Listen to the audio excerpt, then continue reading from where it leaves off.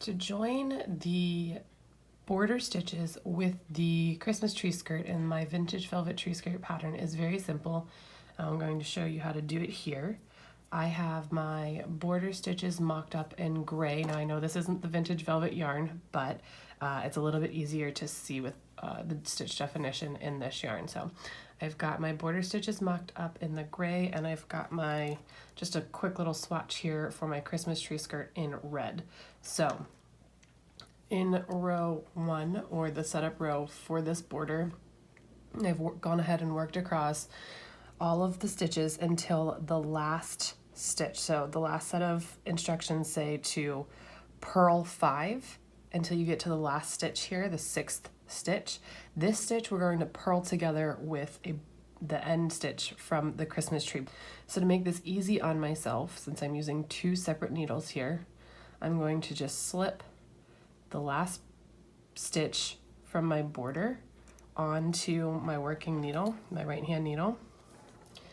Now, you'll need to make sure that, this is an important step here, you'll need to make sure that you're working on the wrong side of both your border stitches and your Christmas tree skirt. So I've got my purl side here, or my wrong side, showing and worked towards the end of my left hand needle.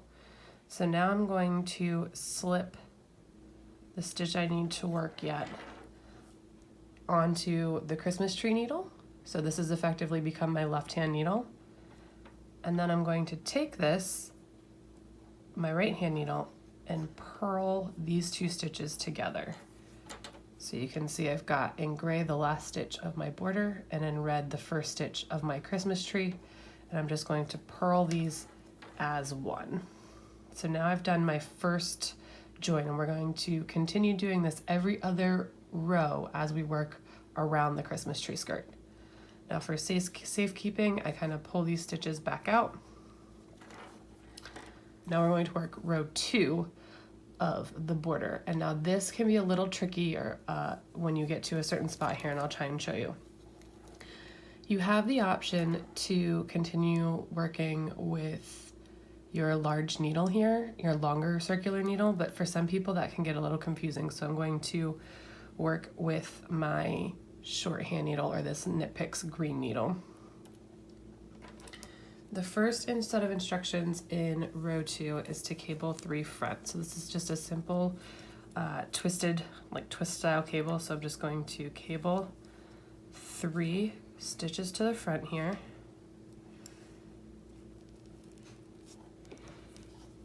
We'll knit 3, 1, 2, 3, and then we'll knit the 3 from this cable. It might seem like a lot with a lot of needles going on here, but it's going to get a lot easier as you continue to work. Okay, so we've got that first cable knit. And then the instructions tell us to purl 8. So 2, 3, 4,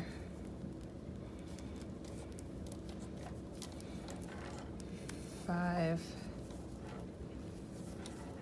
6, 7, 8. Now you're going to need the cable needle here again. The instructions tell us to slip the next 3 stitches onto a cable needle and hold them at the back. Now if you'll look here, we have 1, 2 knits and 1 purl. Stick with me here. We're going to take both the 2 knits and the purl onto our cable needle and hold these at the back of the work. So this is written cable 3 back, and in parentheses I have 2 knits and 1 purl. So now we're holding these at the back of the work. We're going to knit the next 2 stitches. You'll see these are 2 knits per the pattern. So knit 1, knit 2. Now I'm going to work with the cable needle again. We're going to slip this purl. So we have 2 knits and a purl. So take the purl back onto your left hand needle And this creates the twist at the center or the beginning of these cables. So we'll purl this stitch.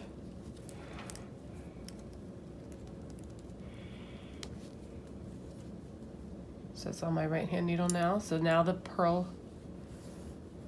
is done. We'll take the yarn, working yarn back to the back here, and we'll knit those 2 stitches. So we've created the twist.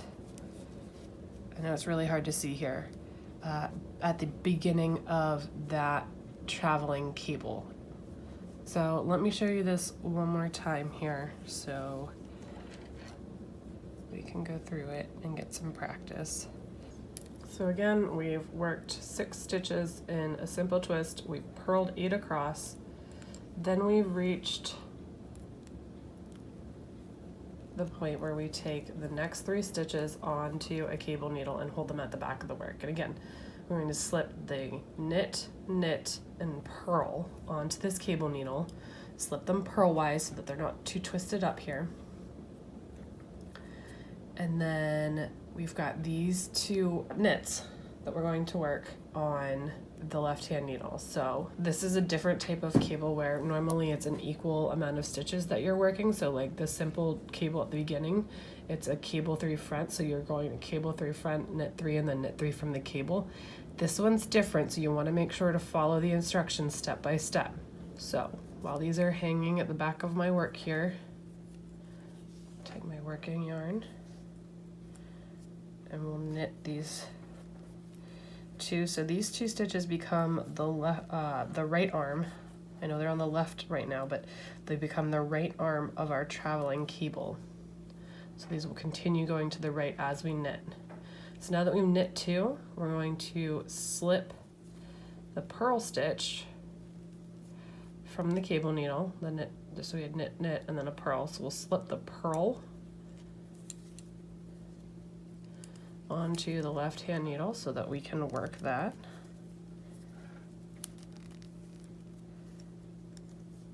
And then carefully, being careful not to twist, we'll go back the 2 knits. And then we'll just continue the end of the row.